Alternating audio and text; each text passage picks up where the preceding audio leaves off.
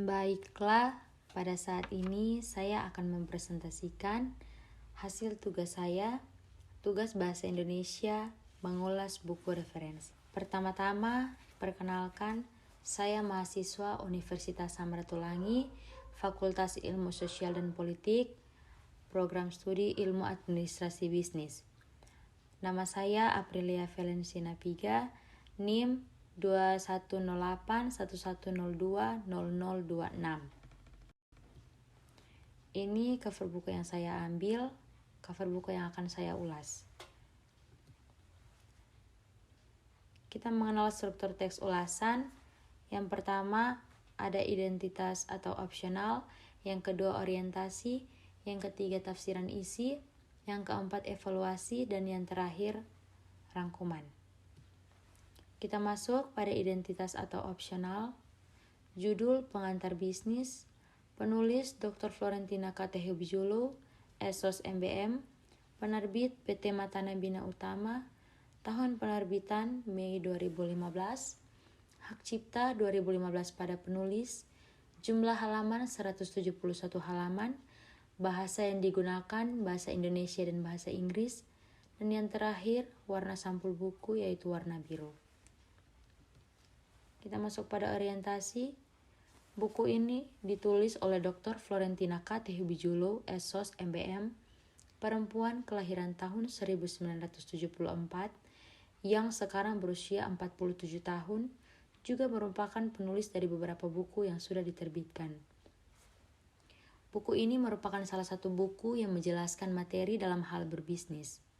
Buku ini juga berguna bagi para pengampu pendidikan, terutama dalam prodi administrasi bisnis agar lebih memahami banyak hal dalam berbisnis. Next, kita masuk ke dalam tafsiran isi. Pada bab yang pertama, kita diantar untuk memahami dinamika lingkungan bisnis, di mana keberhasilan bisnis dipengaruhi dalam kita beradaptasi dengan lingkungan yang ada. Bisnis juga merupakan kegiatan yang dilakukan oleh seseorang dengan dia menyediakan barang atau jasa. Pada bab yang kedua menjelaskan tentang memenangkan persaingan di pasar global. Globalisasi merupakan proses ekonomi yang terdiri dari berbagai negara menjadi suatu sistem single yang berketergantungan antara satu sama lain. Setiap negara akan melakukan kegiatan ekspor dan impor. Dari kegiatan ini suatu negara akan memiliki neraca perdagangan, yaitu untuk mengukur kondisi keuangan suatu negara dengan membandingkan nilai ekspor dan impor dalam kurun waktu tertentu. Next, kita masuk pada bab yang ketiga yang menjelaskan tentang etika bisnis dan tanggung jawab sosial perusahaan dalam menjalankan bisnis organisasi harus bergantung pada etika bisnis yang ada. Kode etika tersebut adalah harus memenuhi aturan, norma, atau budaya yang berlaku baik di dalam maupun di luar organisasi. Kode etik ini juga dapat menjadi pedoman bagi karyawan dalam menjalankan tugas dan kewajibannya.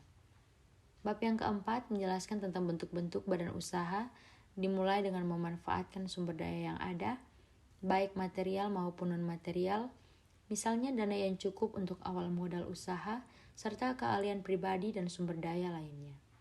Bentuk badan usaha salah satunya adalah perusahaan perseorangan, sebuah kegiatan bisnis yang dimiliki serta dipimpin satu orang saja. Contohnya penjual pulsa, warung-warung, konter handphone, serta penjual sayur di pasar. Pada bab yang kelima menjelaskan tentang manajemen dan kepemimpinan. Peran manajemen sangat penting. Salah satunya adalah harus mampu mengkoordinasikan dan mengorganisasikan semua karyawan yang menjadi tanggung jawabnya.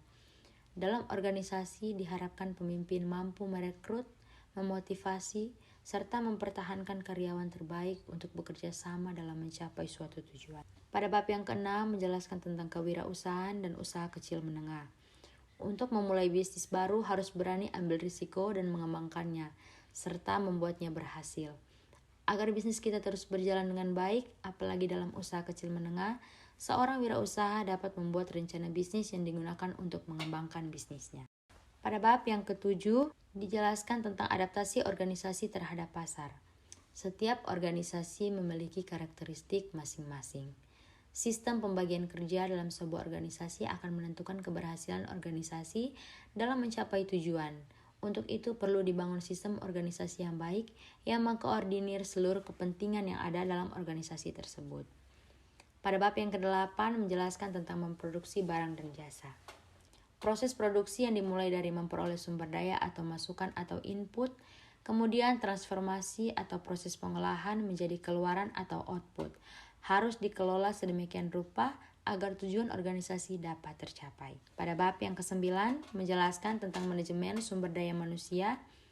Proses manajemen sumber daya manusia ini dimulai ketika perusahaan mencari calon karyawan yang akan ditempatkan di posisi kosong sesuai keahliannya, kemudian melakukan pengawasan terhadap kinerja perusahaan. Next, bab yang 10 yang menjelaskan tentang materi menetapkan harga barang dan jasa. Harga berperan penting dalam sebuah produk.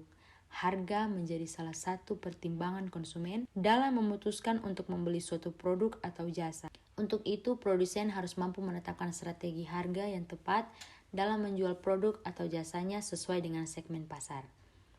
Bab yang ke-11 menjelaskan tentang menyalurkan barang secara cepat dan efisien. Perlu saluran distribusi yang efektif yang bertugas untuk menyalurkan barang dengan baik dan berperan sebagai perantara yang berhubungan langsung dengan konsumen. Bab yang ke-12 menjelaskan tentang efektivitas promosi. Promosi merupakan kegiatan mendorong orang untuk membeli produk atau jasa yang ditawarkan. Diperlukan strategi promosi yang tepat agar produk dapat memiliki nilai merek yang menarik bagi konsumen untuk membelinya. Next, kita masuk ke dalam evaluasi. Banyak keunggulan yang ada di dalam buku ini. Pertama, buku ini memberikan informasi secara rinci tentang hal bisnis. Selanjutnya, buku ini juga memberi penjelasan serta pembelajaran dalam hal berbisnis yang dapat menambah semangat kepada pembaca, terutama bagi yang ingin memulai bisnis. Buku ini sangat berguna untuk menambah ilmu serta wawasan dalam mempelajari dunia bisnis. Buku ini juga memiliki satu kelemahan, yaitu tidak disertakan gambar atau ilustrasi yang membuat pembaca sedikit bosan karena hanya tulisan saja dan tidak disertakan ilustrasi. Berbeda dengan buku ini, buku administrasi bisnis yang lain memiliki penjelasan lebih spesifik yang disertai dengan ilustrasi. Next, kita masuk dalam rangkuman. Buku ilmu administrasi bisnis sangat berguna dan bermanfaat bagi para pengampu pendidikan dan juga sangat bermanfaat bagi mereka yang baru memulai bisnis.